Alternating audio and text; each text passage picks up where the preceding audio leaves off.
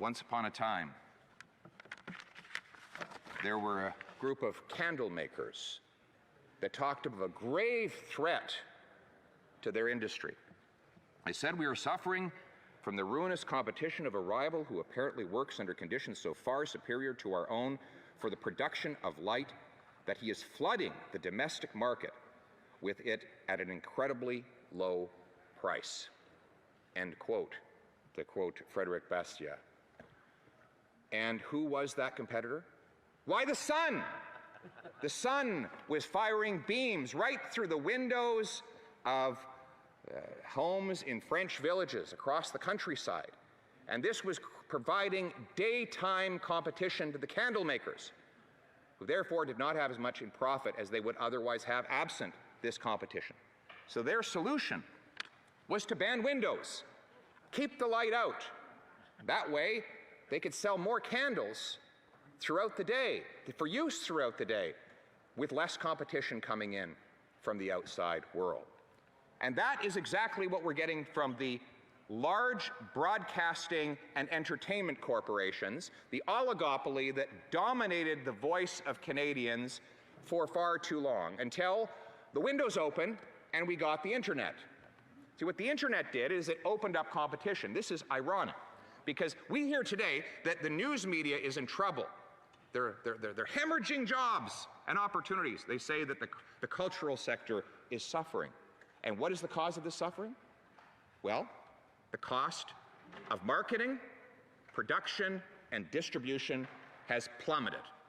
You heard that right. Because costs have gone down, the industry is suddenly suffering. Actually, it's not suffering. News media has never been more vibrant and more alive than it is today. It's just not the establishment oligopolistic media that dominates the voice around Parliament Hill. Those voices are suffering. They're losing audiences because Canadians actually have choice for a change. For the longest time, the oligopoly in this country, controlled by Bell, Rogers, Shaw, which is now Chorus, and a few other powerful corporate players, were able to use their might with the regulator to ensure their dominance across the airwaves and into the homes of Canadians. They were able to use the large moat, that is to say, the difficulty getting into the market that comes from the fact that you used to have to produce paper and ink in order to send your product to homes. But now all of those things have been knocked down, the windows have been opened, people can enter the marketplace with very few barriers. And so those powerful oligopolistic corporations are trying to reinstate the barriers. In other words, they're trying to block the windows to keep the light and the fresh air out so that they can dominate the candle making, or in their case, the news and culture making business. They don't want more Canadian culture. What they want is more control over Canadian culture. And here we have across the way, on the one side, it's the corporations want economic control over news and culture, and on this side, the government wants political control over news and culture. And so you have this alliance of big government and big business ganging up on the customer, forcing through this legislation the customer to consume content they would not otherwise be interested in. You see, right now, the big tech platforms are very simple. They're interested in making money. Let's be blunt about it. How do they do that? They feed people content that they want to see. That keeps them on the platform longer. And when this bill passes, those platforms will be interested in making money. And they will make just as much money, because nothing in this bill shuts down Netflix or YouTube or Facebook or anyone else. They will still be the dominant platforms. What will change is that instead of having algorithms that give people things they want to see, there will be algorithms that give people things the government wants them to see. And the government will operate through the CRTC, a large, woke government agency that will manipulate algorithms to promote so-called Canadian content. What is Canadian content? Well, they can't tell us. They suggest, for example, that Canadian content is a CBC article that is plagiarized in Washington about American politics. That would be an American-made story about American politics but it would be Canadian content because it would be provided by the state broadcaster in Canada. But a single mother who produces a video about raising funds for her local kids' sports team, that would not be Canadian content, because it would not be on the approved list that will be established by the CRTC. So in other words, a local Canadian story by a Canadian about local Canadians will not be considered Canadian content because she's not a news agency, she's not registered with any of these so-called cultural bodies, and therefore she will be pushed down the algorithm and given a smaller voice as more powerful corporate voices gain predominance. We know that this is public choice theory. Those with money turn that money into influence, and then they turn that influence into yet more money, which they then turn into more influence, and so on and so forth. You don't believe me? Look at the correlation in the amount that companies are spending on lobbying right now. Government spending's up 55% since this government took office. That is correlated with a nearly 100% increase in the number of paid lobbying interactions that have happened here in Ottawa, as recorded by the Lobbyist Registry. A company out of the United States did a similar study showing that the bigger the spending in Washington by the government there, the more corporations spend on lobbying the U.S. nation's capital. Nearly a perfect correlation between those two things. Why? Because if you have a bigger and more powerful government in the economy, then those seeking profit will invest in influencing that government in order to turn that influence into more money. And that is exactly what will happen here.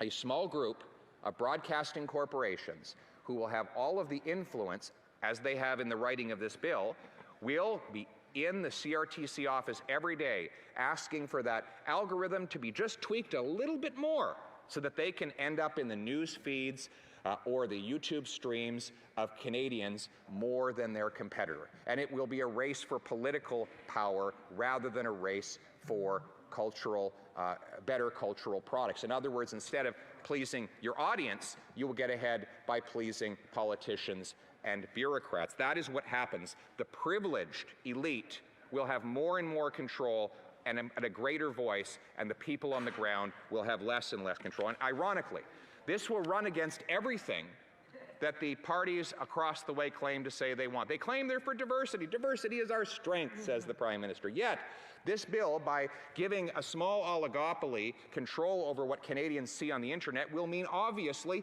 less diversity, because it will be only the programming that they favor. Do you think the ethnocultural publications are going to get the same deal from the CRTC that the CBC, that Bell Canada, that Rogers, and other telecommunications behemoths are going to get? Of course not. They don't have, the small Punjabi paper in Surrey does not have a lobbyist in Ottawa that can work on the CRTC. Do you think that specialty cultural products, like, for example, you think of a Jewish community who likes klezmer, the wonderful, wonderful Jewish jazz music, might not have a big enough audience to generate political power at the CRTC.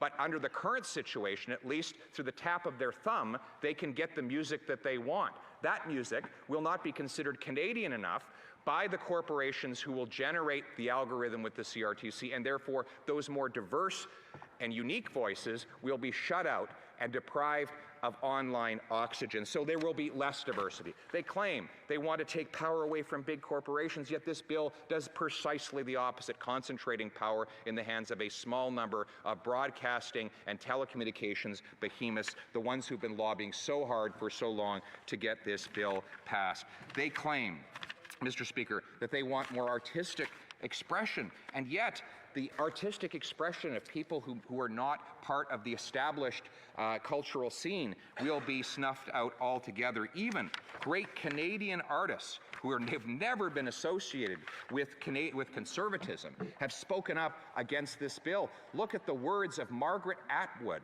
who actually said that this bill represents creeping totalitarianism. And that is exactly what it is.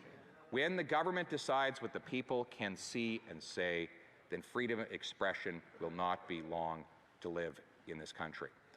We in this country, in this party, believe in Section 2B of the Charter of Rights and Freedoms. To be or not to be? That is the question. And conservatives have an answer. We will repeal this anti-speech censorship law and restore freedom of expression on the internet right across Canada. You know, inherent in this bill is the same old elitist mentality of the ruling class. They know better, that if Canadians are left to their own devices, they'll consume the wrong kind of culture. Now, Canadians, our Liberal friends will tell us, are just not sophisticated enough to make their own decisions about what to see and hear. There's a smarter class of more cultured, cosmopolitan types who understand culture in a way that the 37 million Canadians who do the work of the nation do not. And therefore, we will have this cultural elite embedded in our bureaucracy, interlinked with our large corporations who will decide on their behalf. The assumption is that somehow these elites are more virtuous. But what is more virtuous about them? What makes them so special? And who, if they're the ones watching over the system of culture, who watches the watchmen? Who controls the controllers? These rules are made for the rulers and not for the common people. Canadian culture comes from the bottom up, not the top down.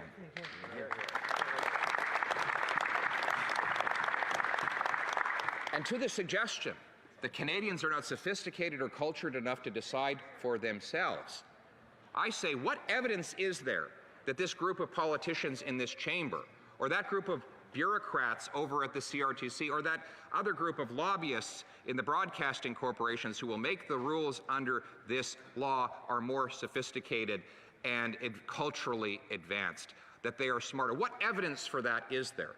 I, for one, believe that if you want smarts and sophistication, look to the mechanic who can take apart and put back together an engine block. Look to the electrician whose meticulous fingers send lightning through copper wires to illuminate our homes. Look to the farmer who is able to read the weather, the soil, and the commodity prices to bring food from his field to our fork. Their minds are ever more advanced and ever more capable to decide what is good and what is not good culture. We in this House of Commons are servants and not masters. It is not our role to dictate from above what the people think, see, and hear, but the contrary. You see, they've got the org chart upside down. They think it's Prime Minister, then House of Commons, and then the people on bottom. Actually, it's the other way around. It's the people, and then the members in this House, and then the Prime Minister, which means first servant. That is how our system was designed. And so Conservatives will always stand for the common sense of the common people, united for our common home. Let us bring it home. Your home, my home, our home. Let's bring home freedom of speech for all Canadians.